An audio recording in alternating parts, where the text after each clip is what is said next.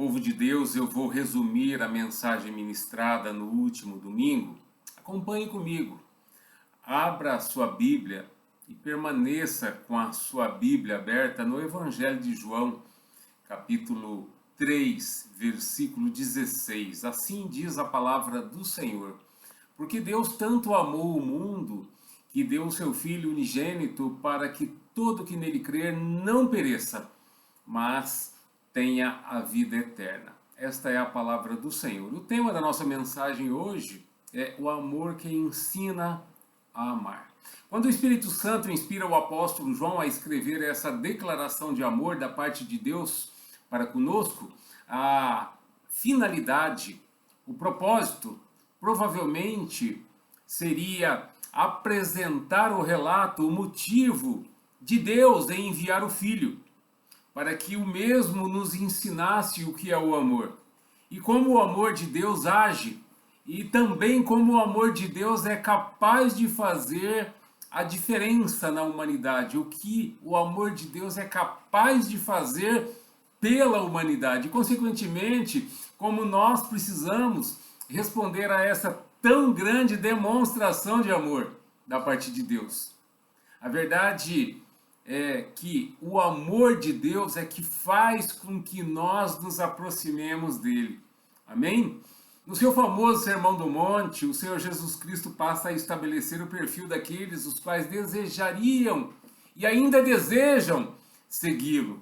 Ou seja, como nós deveríamos e devemos nos comportar em relação a essa proposta de vida. Uma nova vida, uma nova filosofia de vida, um novo jeito de se viver. Graças a Deus. Provavelmente, Jesus pretendia informar aos seus ouvintes que o amor seria a marca do cristianismo, o que viria fazer a diferença nesse mundo. E ainda permanece. Por quê? Porque é de ordem sobrenatural. Graças a Deus por isso. Louvado seja o nome do Senhor por isso. Jesus nos informa que somente o amor proporciona sentido à vida, pois o amor é um dom de Deus. Primeiramente, o que nós precisamos entender é que o amor que ensina a amar é o caminho. João 3,16 nos informa, porque Deus amou ao mundo de tal maneira que deu o seu Filho unigênito. Tudo começa com Deus. E Deus prova o seu amor abrindo caminho.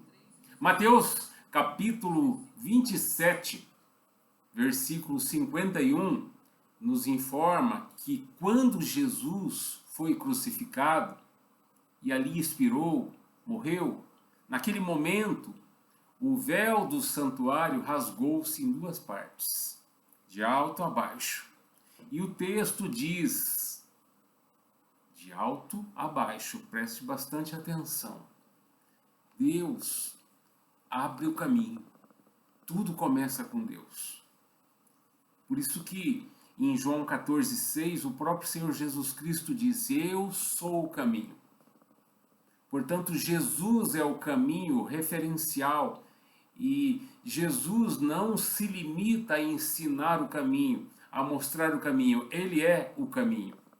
O caminho que leva a Deus. A declaração de Jesus, ninguém vem ao Pai senão por mim, elimina todo e qualquer outro caminho que se possa pensar que se chegue a Deus, que se chegue ao céu. Há somente um caminho que leva ao céu. Jesus. E Jesus é o caminho. Não há outro caminho. Tem que passar por Jesus. E segundo, o amor que ensina a amar é a verdade. João 3,16, na parte B, nos informa que Deus amou o mundo de tal maneira que deu o seu Filho unigênito para todo que nele crê não pereça. Então o amor de Deus também revela o propósito, o objetivo, para que todo que nele crer não pereça. Portanto, o que nós precisamos entender é que nós precisamos crer tão somente. O próprio Senhor Jesus Cristo disse: apenas creia. João 8,32 nos informa que nós precisamos ser conhecedores da verdade. A verdade se revela a nós, a verdade é Jesus. E essa verdade, ela proporciona libertação. Diante de um mundo marcado pelo relativismo, onde cada um tem a sua própria verdade, a Bíblia nos informa que há somente uma verdade absoluta. Jesus Cristo disse em João 14,6: Eu sou o caminho, eu sou a verdade.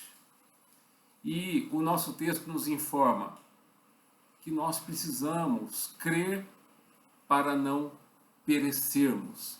A expressão não pereça ou não perecer nada tem a ver com aniquilação, destruição ou reduzir a nada, mas sim, perecer significa alguém que foi entregue a uma miséria, está perdido, está condenado, está fadado ao inferno.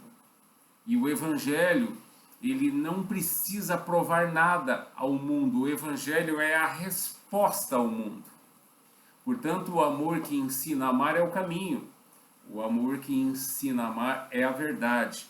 Mas também o Senhor Jesus Cristo nos informa que o amor que ensina a amar é a vida.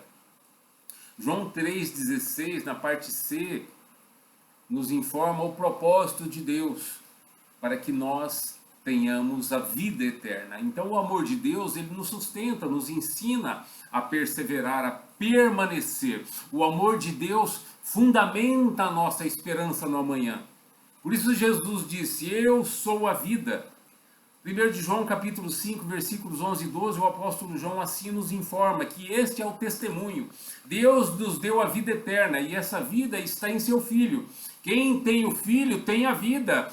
Quem não tem o Filho de Deus não tem a vida. Ou seja, em Cristo nós fomos perdoados, fomos libertos do poder do pecado. Em Cristo nós temos libertação, em Cristo nós temos vida. Em Cristo nós fomos justificados. Ou seja, a sua morte, o seu sacrifício foi plenamente aceito por Deus. E Deus prova isso ressuscitando a Jesus. E nós, crendo nessa história de amor, nessa maravilhosa história, nesses fatos, nós passamos a ter vida, crendo em Cristo. O apóstolo Paulo escreve aos Romanos, capítulo 5, verso 1: Tendo sido, pois, justificados pela fé, temos paz com Deus por nosso Senhor Jesus Cristo. O apóstolo João escreve na sua primeira carta, em 1 de João capítulo 4, verso 9: Foi assim que Deus manifestou o seu amor entre nós, enviou o seu Filho unigênito para o mundo, para que nós pudéssemos viver por meio dele. O apóstolo João também vai escrever, inspirado aqui pelo Espírito Santo de Deus, João 3,36: Quem crê no Filho tem a vida eterna. Já quem rejeita o Filho não verá a vida, mas a ira de Deus permanece sobre ele. E João, capítulo 5, verso 24, o Senhor Jesus Cristo disse, o apóstolo João registrou: Quem ouve a minha palavra e crê naquele que me enviou tem a vida eterna, e não será condenado, mas passou da morte para a vida. E eu gostaria de concluir com você fazendo aqui uma lembrança sobre o que nós vimos, que o amor que ensina a amar é o caminho, o amor que ensina a amar é a verdade, e que o amor que ensina a amar é a vida.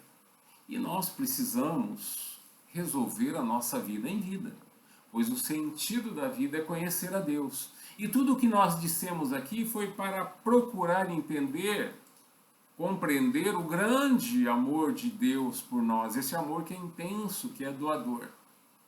E uma palavra final de ânimo, de encorajamento para que possamos nós perseverarmos. Precisamos permanecer firmes. Olha, eu não sei pelo que você está passando, mas Deus sabe. E seja lá o que for, a pergunta é a mesma pergunta que o apóstolo Paulo, quando escreve aos Romanos no capítulo 8, verso 35, ele pergunta: quem nos separar Quem nos separará do amor de Cristo? Será tribulação, angústia, perseguição, fome, nudez, perigo ou espada?